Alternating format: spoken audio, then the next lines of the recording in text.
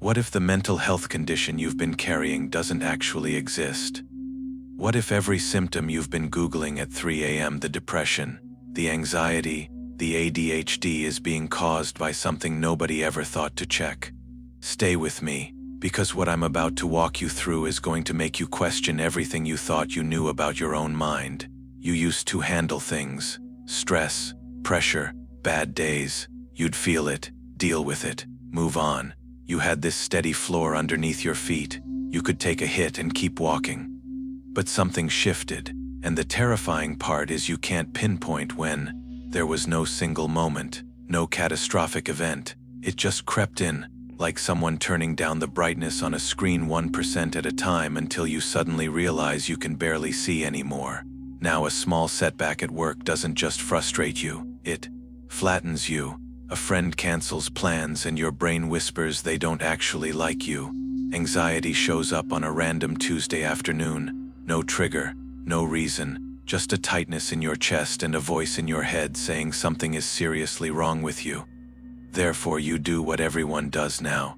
You wait until the house is quiet, until the only light in the room is your phone screen burning your eyes in the dark, and you start typing depression symptoms. It fits ADHD in adults. That fits too anxiety disorder. Every single bullet point could have been written about your life. And for the first time in months, something clicks. You think, that's what's wrong with me. I finally have a name for it. But what if that name is wrong? Sleep deprivation mimics almost every mental health condition, every single one, and it does it so perfectly that even you can't tell the difference. We're not doctors. We're not saying these conditions aren't real. But there's a question almost nobody thinks to ask first, and it changes everything. There's a quiz for this. Whispers After Dark. It shows you which nighttime pattern is running your brain. I'll come back to it, but keep it in mind because everything I'm about to say hits different once you know your type. Let's walk through them one by one and pay attention to how many you recognize. Depression first. You know what it feels like, the heaviness when you wake up. You look at your guitar in the corner of the room. You used to play every night. Now it collects dust and looking at it makes you feel worse. Your kid does something hilarious at dinner and everyone laughs, but you just sit there. You see the joy. You understand intellectually that it's a beautiful moment, but you feel nothing, just a void where a feeling should be. Here's what's actually happening. Your brain has physical receivers for satisfaction. Think of them like antennas for joy. When you don't sleep, those antennas rust over. The signal is still being sent. Your kid is still being hilarious, but there's no one there to receive the transmission. The chemical reserves run dry. The tank is empty. Therefore, you stand in front of a beautiful moment and feel nothing. And because you don't understand the mechanics, you make the only conclusion available to you. I am clinically depressed. But what if the root isn't depression? What if it's exhaustion wearing depression's face? Sitting in depression's chair, using depression's vocabulary, and doing it so convincingly that everyone believes it, including you. Now anxiety. Your brain has an alarm system, a threat detector. When you're well rested, it's calibrated. It knows a slamming door is not a gunshot. But when you are sleep deprived, that system becomes up to 60% more reactive. Therefore, your smoke detector goes off every time someone turns on a light switch. A vague text from your boss floods your body with the same chemicals you'd produce if you were being chased through the woods. There is no neutral anymore. Everything is a threat. Everything is an emergency. You assume you have an anxiety disorder. But what if your smoke detector is mechanically broken by exhaustion? What if nobody checked the hardware before handing you the label? Now ADHD, and I need you to really hear this one. You can't concentrate. You read the same paragraph 4 times. You walk into a room and forget why you're there. Brain fog so thick you feel like you're thinking through wet concrete. But here's what's actually happening, and it sounds like science fiction. When you accumulate enough sleep debt, your brain reaches a breaking point. It needs recovery so desperately that it starts taking it by force. Microscopic regions of your brain literally fall asleep while your eyes are wide open.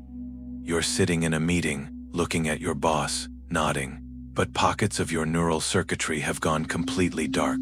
Parts of your brain are essentially dreaming while the rest of you is trying to read a spreadsheet. You walk into the kitchen and forget why you're there. The specific cluster of neurons holding that thought fell asleep as you walked through the door. The thought didn't slip away. It was unplugged. What if it's not ADHD? What if you have a brain so starved for rest it's stealing microseconds of sleep from you in broad daylight without your permission? Now, emotional dysregulation, the one people are most ashamed of, snapping at your kids over a spilled cup of juice, crying in your car in the parking lot over nothing, feeling everything at maximum volume all the time. There's a chemical in your brain whose entire job is to calm you down, a fire blanket that smothers sparks before they become fires. When you're chronically sleep deprived, that chemical is severely depleted. There is not enough blanket to cover the sparks. Therefore, self-soothing becomes biologically impossible. You try to breathe, you try to reason with yourself, but the fluid required to cool the engine is not there. You're running dry, and you might be blaming your character for a chemical deficit. If you're watching this thinking that's me, take the quiz, Whispers After Dark. It tells you your exact pattern. People message us saying it was the first time they stopped wondering what's wrong with them. Link is in the description.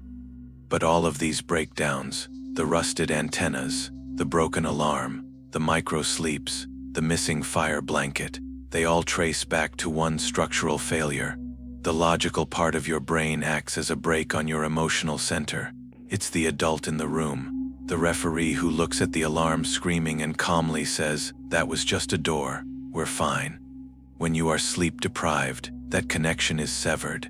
The adult leaves the room, the leash snaps, and your emotional center, this ancient, primitive, survival-obsessed machine, takes full control. Therefore, you are reacting to modern inconveniences with prehistoric survival instincts. Your boss's email triggers the same cascade as a predator in the bushes. What if you've been blaming the driver for crashing the car? And what if sleep deprivation snuck in the night before and cut the brake lines? And it gets worse after dark. The rational brain is designed to power down at night. That's normal. But because you're awake, the alarm stays fully active. Therefore, you are processing your entire life through a fear filter with no referee. That's why a minor work mistake at 3 a.m. feels like your career is over. That's why a friend not texting back feels like permanent abandonment. There is no voice of reason. There is only the alarm, and the alarm says you're finished. Then comes the spiral. You wake up at 3:10 with a slight headache. The referee is offline. Therefore, by 3:15 you wonder if it's worse. By 3:20 you grab your phone. By 4:10 you are absolutely certain you have a terminal illness. Your brain took a headache and turned it into a death sentence in 60 minutes, and it felt completely rational in the moment. Then you look at the clock, for 23. You have to be up in 2.5 hours. A second monster enters the room. The fear of not sleeping. You start calculating hours. But the math itself pumps fresh adrenaline. Therefore you stay awake. The fear of not sleeping guarantees you won't sleep.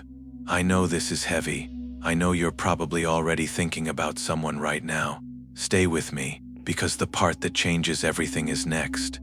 When you feel this broken for long enough, something happens that's far more dangerous than any individual symptom. You stop saying "I feel anxious." You start saying "I am an anxious person." You stop saying "I've been struggling to focus." You start saying "I have ADHD." You stop saying "I'm going through a hard time." You start saying "I am depressed." The label becomes you. You organize your life around it. Your relationships, your limitations, your ceiling. Your entire self-concept built on a word you found on a screen at 3 a.m. But what if the label was never yours? What if it belonged to a pattern running between midnight and morning that was never identified?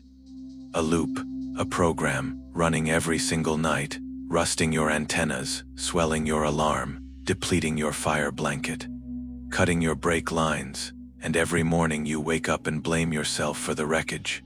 You cannot heal what you've been misidentifying.